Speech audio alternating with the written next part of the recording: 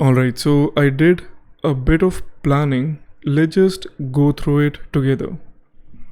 So, okay, it's deleted. Anyway, so we just discussed the different ways, like the way that we will be structuring the database, and we also pointed two things that we have to take care of. So the first thing is, the first thing is that we need to make sure that the short code for each link is always unique, and we have to make sure this in the backend, because we know that the user can modify the request and they can change this thing. So we have to ensure this using the security rules in Firestore. The other thing is we want to hide the total clicks field from the normal user.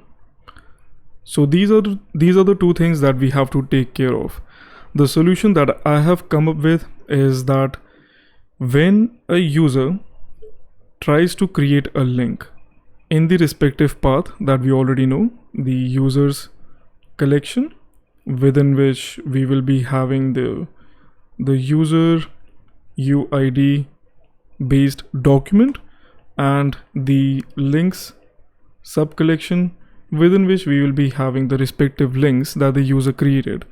So whenever this thing happens, whenever a user adds a document in this path, we will be using cloud functions. So cloud functions are your functions on the cloud. You can use them. These are used for like when you need to execute your server-side code.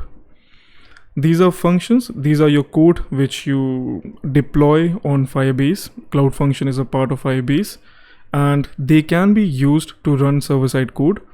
Plus, like there are different ways in which you can use them. You can call them manually from your application if you're using your the Firebase SDK. The other way is you can use them as API endpoints.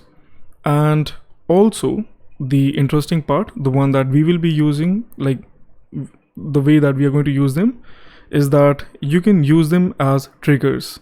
So as cloud function, assume that this is a cloud. So as cloud function is a part of Firebase, the best part is that using it, you can interact with other Firebase services, which includes Cloud Firestore, the one that we are using. So what we will be doing is we are going to use the cloud function as trigger. We are going to deploy a function which will listen, and let me just, well, it doesn't seem like an ear, but assume that it's an ear. It's going to listen to this event that whenever a document is created in this path, the user can be dynamic. It's pretty obvious, like no matter who created that link, but whenever a document is added to the links sub collection, we will be calling that function. And in that function, what we are going to do is we will be first retrieving the data of that document, which includes all the fields, the name, and like the long URL and different stuff. And we are going to extract the short code,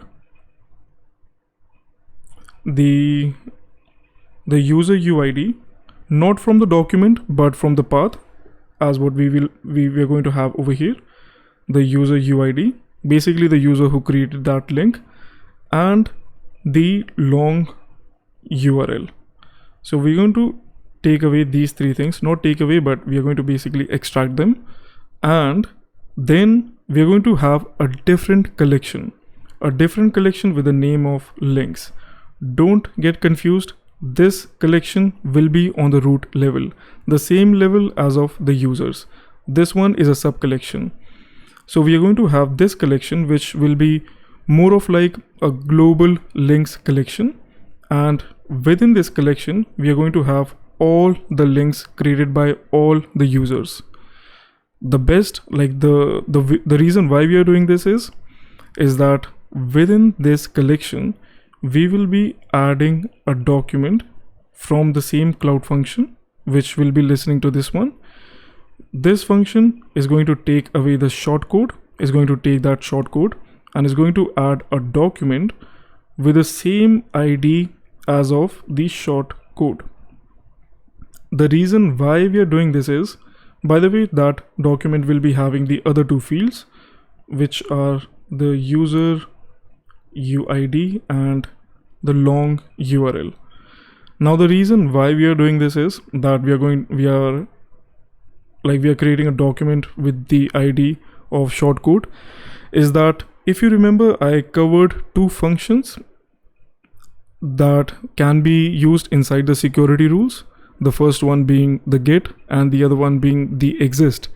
So we are going to make use of the latter one, the exist, using which we will be able to add security rules, which first checks that if a document is already inside the links collection with the shortcode, in that case we don't want to allow that request, because it means that the shortcode is already being used by a link. So by structuring the entire thing in such a way, we can kind of make sure that that never happens. And at the same time, so this basically covers up both the points. The first one being the shortcode is always going to be unique, as like it cannot be duplicate, and the other one is in such a way we will be able to hide the total clicks, because this is going to be the collection that the normal user this is going to be the collection that the normal user is going to look in. This collection, this sub collection, will be the one that only that respective user can actually access. This is not something that the normal user can access, although we are still going to interact with that document whenever the user visits that shortcode. Because if you remember that we do need to update the total clicks within that document. So now the best part is that in security rules, the Firestore, there are certain, let me just explain over here. There are certain actions. Majorly there are two, read and write. If we break them down, so the read, let me just explain it over here, or I think I can actually create